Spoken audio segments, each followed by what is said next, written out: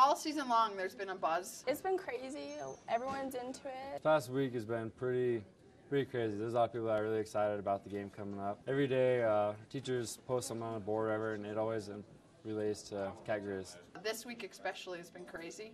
You know, rivalry, hometown, born and raised in Bozeman. So knowing some of the guys on the team, it's just really exciting this week. It's going to be fun and it's going to be intense, but I'm expecting a really good game and I'm really excited. I'm camping out up at the stadium tonight. A bunch of buddies, we're camping out. And probably about 6 or 7 tomorrow morning we'll start putting our game gear on. I'll start getting all painted up.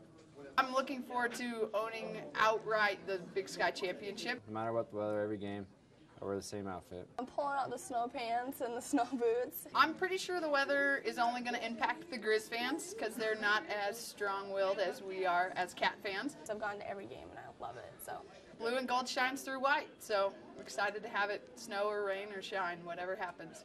Go Cats!